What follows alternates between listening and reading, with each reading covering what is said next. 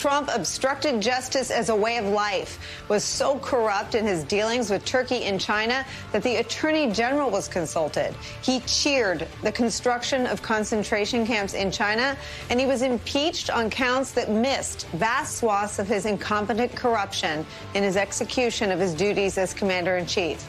And you'd be mistaken and forgiven if you attributed those charges to a Trump critic or a Democrat. They're coming from John Bolton, Donald Trump's former national security advisor, who is now locked in a War of Roses-like feud with the president over the publication of his new book, The Room Where It Happened. Based on the book, The Room Where It Happened sounds more often than not eerily similar to fired FBI Director James Comey's description of the room where he first encountered Donald Trump, where gatherings were akin to meetings of the family, the mob family, and the boss's personal, business, and political interests were always top of mind, never, ever the country's.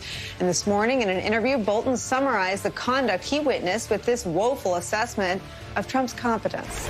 I don't think he's fit for office. I don't think he has the competence to carry out the job. There really isn't any guiding principle that I was able to discern other than what's good for Donald Trump's reelection. Trump is flailing at this hour in his response to Bolton, claiming that the book's revelations are both false, made up, and also classified, which defies logic, as one wouldn't and couldn't classify fictional accounts of anything. And yet, here's Trump's muddled attempt to make that case against Bolton. He broke the law. Very simple. I mean, as much as it's going to be broken, this is highly classified. That's the highest stage. It's highly classified information, and he did not have approval.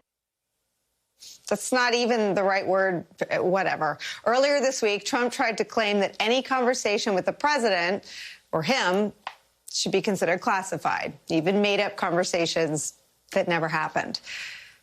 Today, Adam Schiff, the chairman of the House Intel Committee, who sought Bolton's testimony in the impeachment investigation and whose case would have benefited dramatically from firsthand accounts offered by Bolton, said that despite the fact that it's coming out in a book form instead of in sworn testimony, Bolton's accusations justify attention and scrutiny. I think we have to take the book seriously because the allegations in it are so consistent with other evidence. So, yes, I think we do need to, because the portrait it paints of the president is one that we know to be all too true, somebody who puts his own personal interest above the national interest.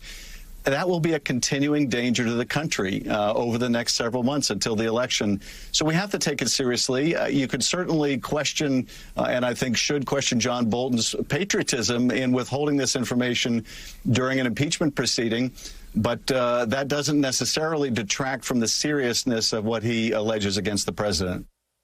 Trump's November opponent, Joe Biden, weighed in as well, saying in a statement, quote, "If these accounts are true, it's not only morally repugnant, it's a violation of Donald Trump's sacred duty to the American people to protect America's interest and defend our values."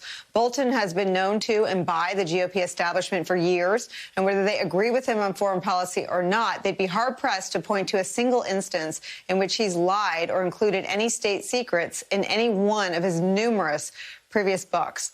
So get ready for a clash of the ugly truth about Donald Trump and the even uglier defenses of his corruption and ignorance. The Bolton bombshell is where we start today with some of our favorite reporters and friends. From the Washington Post, White House reporter Ashley Parker is back. Also joining us, former RNC chairman Michael Steele, plus former senior FBI official and host of the MSNBC podcast, The Oath, Chuck Rosenberg. Chuck, I'm going to start with you. Your podcast, so-called The Oath, because not everybody knows this, but we all see a new president sworn in, raising their hand on usually on a Bible that means something to that president. But everyone that goes to work in the White House takes an oath too, and you swear that you could never be any sort of threat for blackmail that could endanger state secrets. You swear to protect the country. Did John Bolton uphold his oath to the country by saving all of these very serious allegations for a book? Well, you promise to serve and protect the Constitution, not a particular person. I mean, that's the power of our oath, Nicole, that it's not to an individual or to a president. It's to the Constitution of the United States. Look, I don't think it was a bright, shining moment for Bolton to withhold this information during the impeachment inquiry and to unleash it in a book. It may be true, it may be false. It tends to sound exactly like something that Donald Trump would do, and so I, like Adam Schiff, credit it, but it would have been really nice to have heard about it when it really mattered. But as Adam Schiff said, this is new, firsthand, a witness with firsthand knowledge of conduct so corrupt that he picked up the phone and called the Attorney General about Donald Trump's dealings with Turkey and China. Are you curious to know what William Barr did after he hung up? Oh, very much so. Look, I think Bolton is a witness to additional obstruction of justice by the President of the United States. Volume 2 of the Mueller report is about Donald Trump's obstruction of justice, and it sounds like we have more of it, and John Bolton knows about it. And we've talked many times on your show, Nicole, that you can't charge a sitting president, but you sure can charge a former president. Now, what Bill Barr did with it is a completely different question. Bolton will know what he told Barr. Bolton will not know all the other details, what Barr said, what Barr did, whether or not these cases were viable on their own or Barr interceded. All really important questions, and we need to ask them. But John Bolton has direct evidence of what Donald Trump said and did, and he has indirect evidence of what Bill Barr said and did.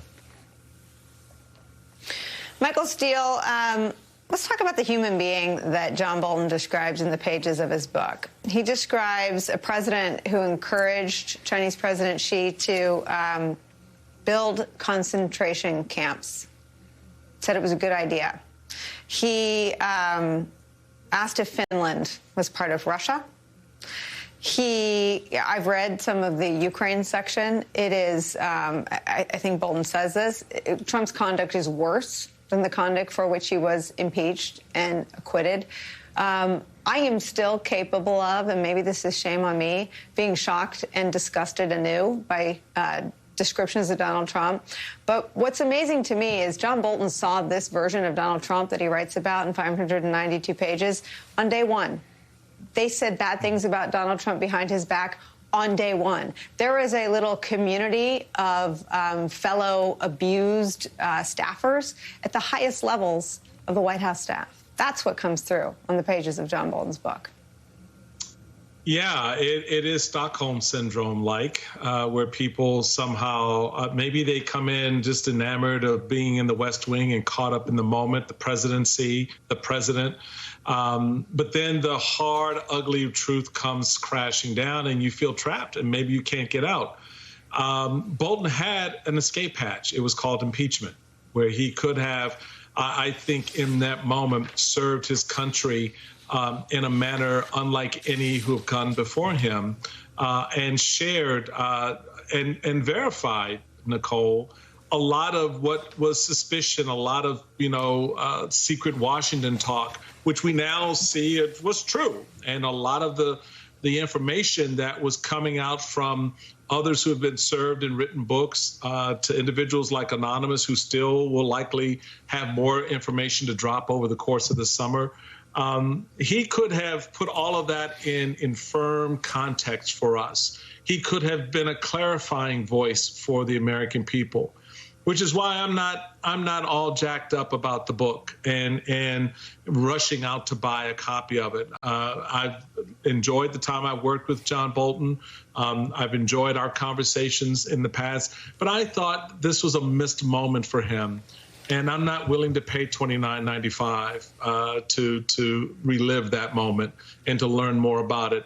Let those officials who, in a post-Trump period, want to use that as evidence for some other actions later on, have at it.